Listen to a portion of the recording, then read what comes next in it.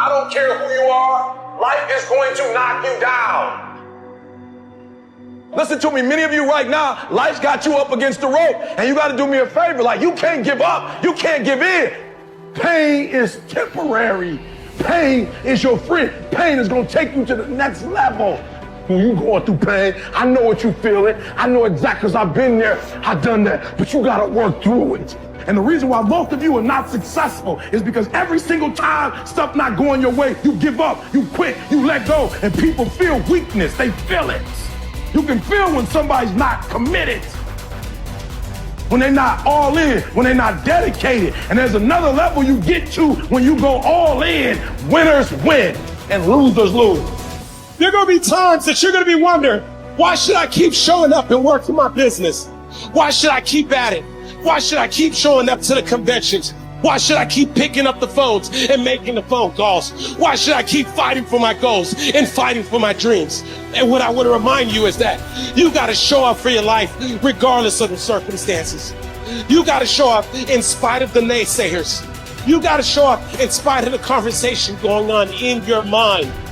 You got to show up for your life, because if you don't, nobody else will. If you want unreasonable results in your life, you've got to be willing to be unreasonable. Part of being unreasonable, you don't judge according to appearances.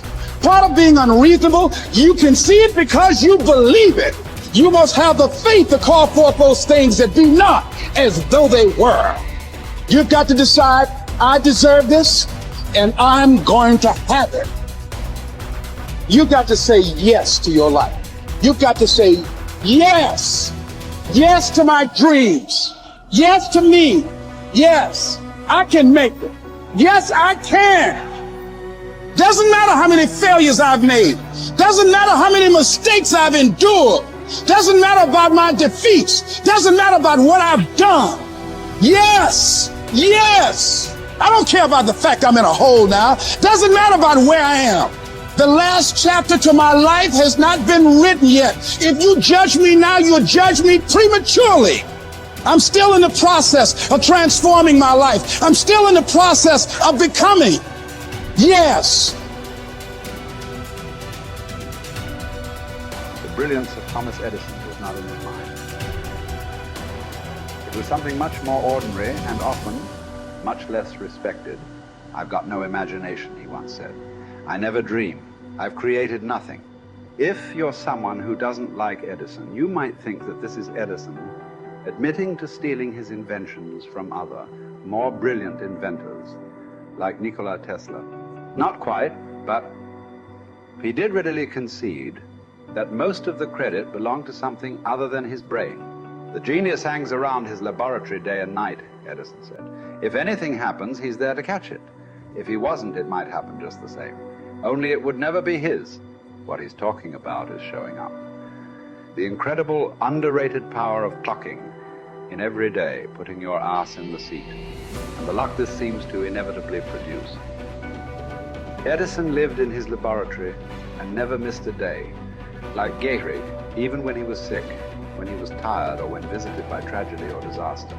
The modern conveniences we can trace to his lab then owe far more to his body than his brain, to the compounding power of consistency rather than sheer brilliance. It wasn't about inspiration.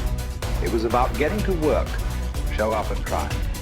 Get on the treadmill, pick up the violin, script out some sequence, reach out to some clients, read some reports, lift a couple weights, jog 1 mile, cross one thing off the to-do list, chase down a lead. It doesn't matter what it is. All aspects of our life benefit from this circumscribed kind of wisdom. Just as long as you do something every day, that is the important thing. Show up. When you're tired, when you don't have to, even if you have an excuse, even if you're busy, even if you won't get recognized for it, even if it's been kicking your ass lately, once something is done, you can build on it. Once you get started, momentum can grow. When you show up, you can get lucky. Is this still hard? Yes. But the good news is that because it's hard, most people don't do it. They don't show up. They can't even do one tiny thing a day. So yes, you're alone out there on the track in the rain. You're the only one responding on Christmas. But having the lead is, by definition, a little lonely. This is also why it's quiet in the morning. You have the opportunities all to yourself. Don't worry about setting any records. Just report for duty. No excuses. And here's the irony. This is also a way to break records. Consistency is a superpower. Day to day, willpower is incredibly rare. Lowell Gettrig was a solid position player and a good hitter. But his success really was rooted in the fact that he didn't miss many days of work. It's quite likely that had he continued at his normal pace and not been stricken with R's, that he would have put up career numbers that surpassed Babe Ruth. Gettrig wasn't just able to show up despite injuries and fatigue. He also had to push through ennui, doubt, and just plain not feeling it. He had slumps like we all do, but he also understood what they meant. As a minor leaguer, he had struggled at the plate and thought about quitting. The Yankees' owner sent down a scout to walk Gehrig through the very basic math of a batting average. A good hitter hits 300, and hitting 350 is terrific. Hitting 400 is almost unheard of. What does that translate to? Missing on 6 tries out of 10. A hitter can also go days, weeks without touching the ball. That's what the scout told him. The most important thing a young ball player can learn is that he can't be good every day. You don't have to always be amazing. You do always have to show up. What matters is sticking around for the next at-bat. The ability to do that, coupled with the ability to endure what John Steinbeck called dogly days while writing East of Eden. Those days when everything seems out of whack, when you're just not feeling it, when the distractions won't stop, is the first step to greatness, literally. You cannot be great without the self-discipline to do that.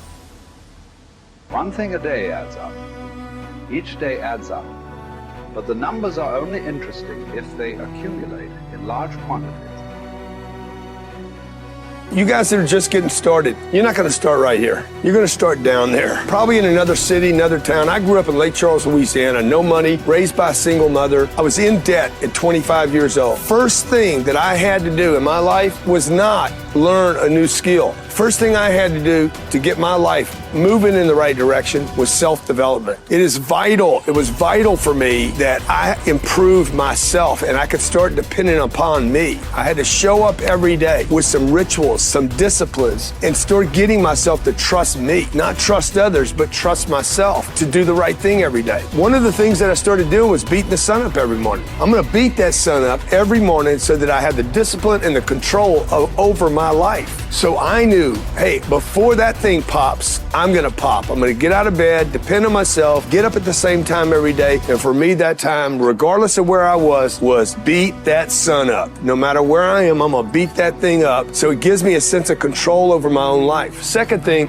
I had to start cleaning up my life and my friends and my environment. When I was younger, between 15 and 25, I was doing crazy stuff in my life. Wasting my weekends. I have the saying, weekends are for the weak. I was drinking, fooling around with a bunch of bad things, bad people. At 25 years old, I cleaned it all up. Quit going to those places. Quit hanging out with people that did not have ethics and discipline in their life. I wanted to build something in my life. I wanted to become someone. And to do that, to become someone in the eyes of the world, just beating that sun up every morning gives me the sense of accomplishment that I did what I said I was going to do, that I woke up when I said I would wake up, and I start building respect for myself, start believing in myself so that I can go out into the world. And maybe today when I go into this meeting that I'm dressed for, they'll believe in me as much as I believe in me, and that'll show up in a contract, a deal, maybe even some money.